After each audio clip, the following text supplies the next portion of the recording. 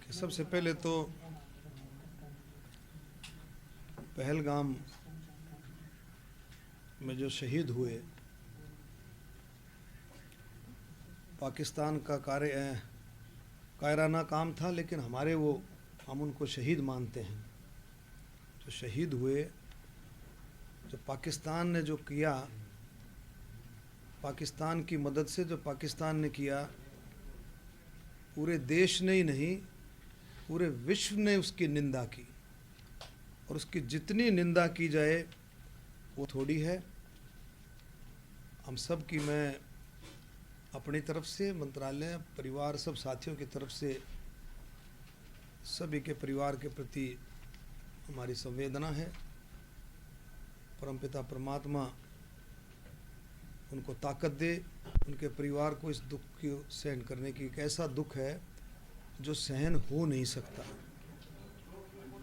इसके साथ माननीय प्रधानमंत्री मोदी जी ने तुरंत, आप देखेंगे, ऐसे स्टेप उठाए हैं, और उसके साथ साथ आज बिहार में माननीय प्रधानमंत्री जी ने कह दिया है कि बिल्कुल आतंकवादियों को मिट्टी में मिला देंगे।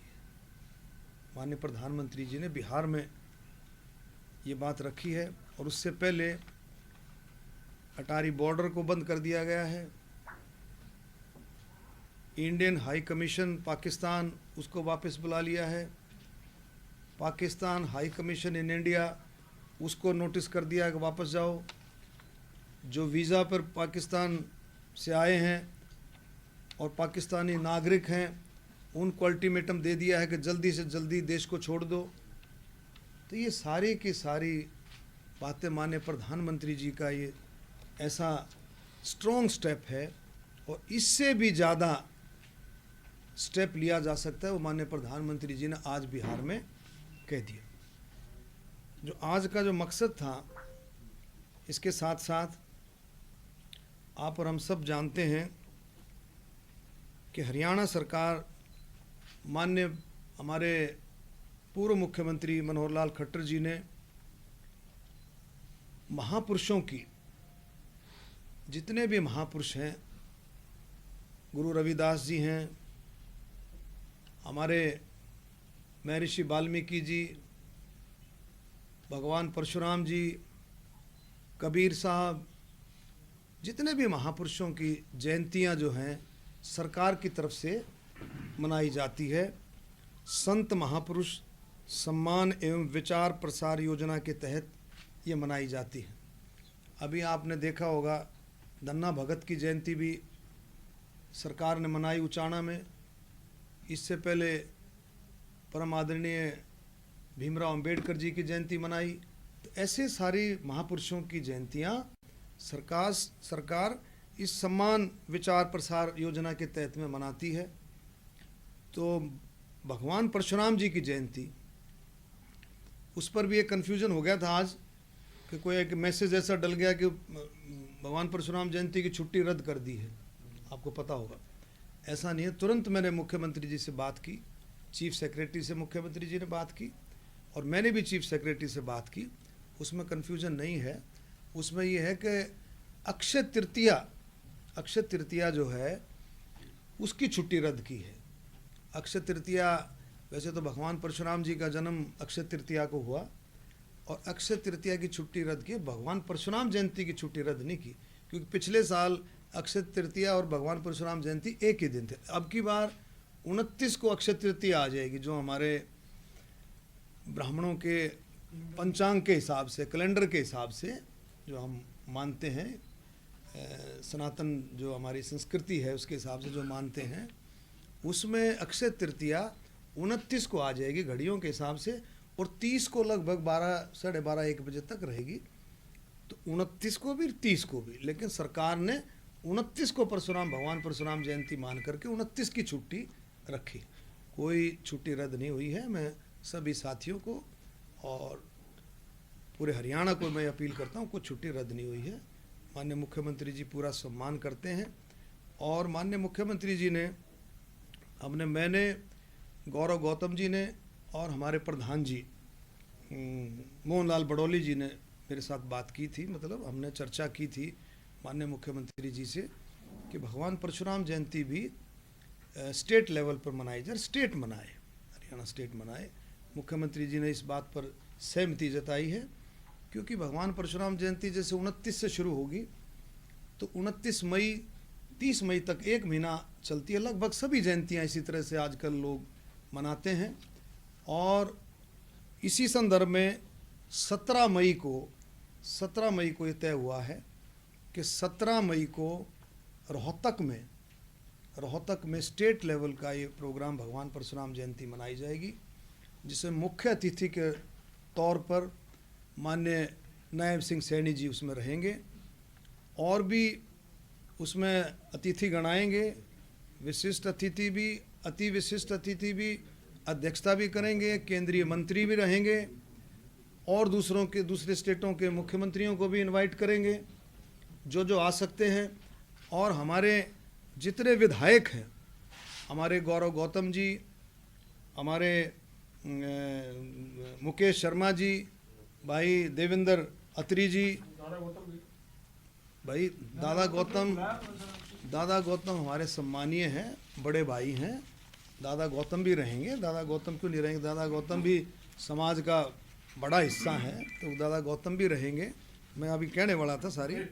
और देवेंद्र जी भी, देवेंद्र अत्री जी, मूलचंद शर्मा जी, मुकेश शर्मा जी और शक्ति रानी शर्मा जी, ये सारे हम इकट्ठे मिलकर के, सातों हम मिलकर के इस प्रोग्राम को आगे बढ़ाएंगे, सब मिलकर के। और ये तय हुआ है, क्योंकि यहाँ पर हम सब जानते हैं, उसमें हमारे मेंबर पार्लियामेंट भी कार्तिकेय शर्मा और रेखा रानी जी भी सारे सब मिल करके, और हमारे जो एक्स में रहे हैं हमारे डीपी वत्स जी, रामविलास शर्मा जी, और भी जितने हमारे जो एमएलए साहब और मंत्री रहे हैं, उनको भी हम इसमें बहुत ही सम्मान के साथ सारे मिल करके इसको हम शामिल करेंगे। और सब मिल कर के, और मैं कहता हूँ, मैंने तो पहले भी कहा है, सभी महापुरुषों की जयंतियाँ, वो जिस समाज की है वो तो अगुवाई करे, लेकिन सर्व समाज इन जयंतियों को मनाए तो एक अच्छा संदेश इसमें जाएगा, भाईचारे का भी, प्यार प्रेम का भी। इससे और ज़्यादा मजबूती प्रदेश को मिलेगी। और मैं समझता हूँ कि भाई ये यहाँ पर हम सब जानते हैं कि हरियाणा का ब्राह्मणों का जो गौड़ ब्राह्मण विद्या प्रचारणी, आप सबको पता है, रोहतक में गौड़ ब्राह्मण विद्या प्रचारणी, ये बहुत ही पुरानी संस्था है, बहुत पुरानी। और मैं कहता हूँ हर घर हरियाणा के अंदर, हर घर इससे जुड़ा हुआ है। लगभग आप देखेंगे 75 से 80 हज़ार, मैं कह रहा हूँ और ज़्यादा मेंबर होंगे, वो सब जुड़े हुए हैं। मेरे दादाजी, मेरे पिताजी, हमारे परदादा, मतलब कहाँ से मैं आपको काउंट करूँगा कि सब इसे 1900 में ये शुरू हुई थी, 1904 में ये शुरू हुई थी, आप देख सकते हैं। और इसमें बड़े बड़े महापुरुषों ने इसमें योगदान दिया है। इसके फाउंडर मेंबर रहे हैं पंडित प्रभुदयाल गौड़ जी, हमारे रघुबर दयाल गौड़ जी के पिताजी हैं, संस्थापक सदस्य रहे हैं। और भी बहुत सारे, पंडित चिरंजी लाल जी इसमें जुड़ करके रहे, रघुबर दयाल गौड़ जी, पंडित ईश्वर शर्मा जी हमारे जो है पेड़पे वाले, और भी बहुत सारे, पंडित चतुर्भुज शर्मा जी, बहुत सारे ऐसे साथी रहे हैं कि जो इसमें जुड़ करके, जिन्होंने अपने खून से और अपने पसीने से, अपने खून की कमाई से और अपने पसीने से इसको सींचा है। मैं कहता हूँ ऐसी संस्था, पुरानी संस्था है कि हरियाणा का हर घर इमोशनली इस संस्था से जुड़ा हुआ है। और मैं माननीय पूर्व मुख्यमंत्री मनोहर लाल जी का भी धन्यवाद करता हूँ कि उन्होंने इस संस्था को लगभग आप देखेंगे लगभग 15.3 एकड़ ज़मीन जो परहावर में दी, इस संस्था को जो ज़मीन दी, उसका भी मैं तहे दिल से धन्यवाद करता हूँ। और माननीय मुख्यमंत्री जी, नायब सैनी जी का मैं धन्यवाद करता हूँ कि उन्होंने हम सब की मांग पर, हम सब की डिमांड पर उन्होंने रोहतक में भगवान परशुराम जयंती मनाने का जो कार्यक्रम दिया है, उसके लिए वो बहुत हम तहे दिल से बिरादरी की तरफ से भी और 36 बिरादरी की तरफ से भी उनका धन्यवाद करता हूँ। मैं इसलिए कहता हूँ, मैंने पहले भी कहा है कि जैसे गौ माता में 33 करोड़ देवी देवताओं का वास है, इसी तरह से ब्राह्मणों में भी 36 बरादरी का वास है, जो मैं मानता हूँ। और ये बिल्कुल हकीकत है। ब्राह्मण कभी जातिवादी नहीं रहा, वो सबका साथ, सबका विकास, सबको साथ लेकर के चलने वाला हमेशा ये ब्राह्मण रहा है। और मैं इस बात को मैं फिर से मुख्यमंत्री जी का कि उन्होंने समय दिया है कि ऐसी संस्था के लिए माननीय मुख्यमंत्री जी ने समय दिया जिससे पूरे हरियाणा के सेंटीमेंट जुड़े हुए हैं, जिससे पूरा हरियाणा जुड़ा हुआ है। एक ऐसा संदेश, एक ऐसा मैसेज जो मुख्यमंत्री जी ने दिया है कि जिससे पूरा हरियाणा के इमोशन जुड़े हुए हैं। और सभी आप देखेंगे, मैं जिम्मेवारी के साथ कहता हूँ कि ऐतिहासिक जयंती होगी ये। भगवान परशुराम जयंती रोहतक में जो मनेगी, ऐतिहासिक जयंती मनेगी। हर घर से मैं जिम्मेवारी के साथ कहता हूँ कि जिसको भी विद्या प्रचारणी से, गौड़ ब्राह्मण विद्या प्रचारणी से लगाव है, इमोशनल टच है, मैं कहता हूँ हर घर से कोई ना कोई निकल करके आएगा। चाहे पुरुष हो, चाहे हमारी बहनें हों, महिलाएं हों, बुजुर्ग हों, नौजवान हो, हर घर से निकल करके आएगा। इतना इमोशन उनका जुड़ा हुआ है। मैं फिर से आने वाले समय में भगवान परशुराम जयंती की सभी को शुभकामनाएं देता हूं। और इसके साथ कि भाई हम अपने और भी मंत्रियों को भी हम इसमें जो अलग अलग है बातचीत चर्चा करके और भी हम मंत्रियों को इसमें अपने साथ शामिल करेंगे। और एक ऐसा प्रोग्राम हम करने जा रहे हैं जिसमें ये नज़र भी आए कि इसमें सर्व समाज भी मिल करके इसमें जुड़ करके इस काम को कर रहा है। और हम देखिए, अभी मुख्य अतिथि जी का फैसला है, माननीय मुख्यमंत्री नायब सैनी होंगे। अध्यक्षता कौन करेगा? ये सारे बैठ करके हम सातों विधायक बैठ करके इस बारे में चर्चा करके फैसला कर लेंगे। सर, आपने जैसे बताया कि 7 विधायक हैं, लेकिन वो भाजपा के ही हैं, कांग्रेस के भी विधायक हैं जो नहीं, हम देखो ऐसा ये मैं फिर कहता हूँ, जो महापुरुषों की जयंतियाँ हैं ये सबकी होती हैं, सबके साझे की होती हैं। और सबको हम अपने तरफ से इनवाइट करेंगे, आएंगे लोग। और फिर कमेटी जो बैठ करके फैसला करेगी, वो फैसला जो है सबको मंजूर होगा। सारे सातों विधायक बैठ करके इस बारे में चर्चा करेंगे। मंत्री जी, तो आप कह रहे हो कि जो प्रचारणी सभा बनाती है वो कर रही है सरकार? नहीं, सरकार करेगी। तो फिर इसका आयोजन इसका आयोजन सरकार करेगी।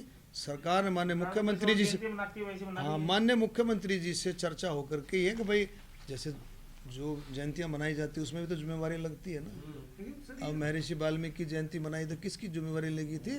भाई बेदी जी की लगी थी। तो अभी जो मनाई जयंती सुभाष बराला जी की लगी थी, हर एक की लगती है ना। तो इसमें हमारी सामूहिक है, हमारी सामूहिक जिम्मेवारी से हम इसमें काम करेंगे।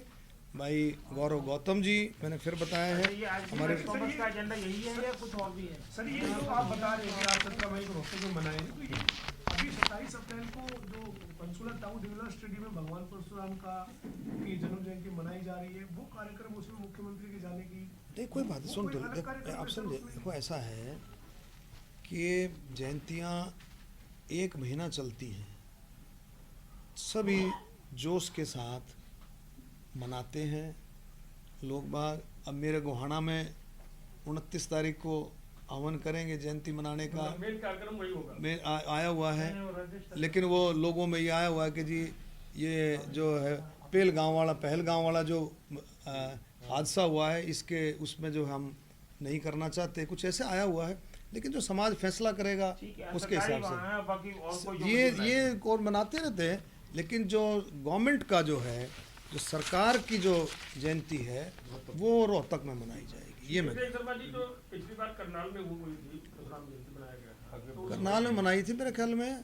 करनाल में तो बहुत बड़ा प्रोग्राम उसमें मनाई गया था मेरे ख्याल में, ये 1 साल पहले 23 में शायद मना, 23 में मना हो या 23 के बजाय 22 में मना हो। पिछली बार 22, हाँ 23 में। सहकारिता मंत्रालय के साथ कोई प्रेस कॉन्फ्रेंस संबंधित है या खाली परशुराम जयंती की प्रेस कॉन्फ्रेंस? प्रेस कॉन्फ्रेंस की तो कर दी हमने वहाँ, वो जो बात पूछी थी लोगों ने, तो सब हो गया। तो शर्मा जी उसमें जो है मनोहर लाल जी ने उसमें एक पुरोहित बोर्ड बनाने की बात की थी, तो उसका कुछ बात अच्छा, आगे उसमें बढ़ी कि नहीं?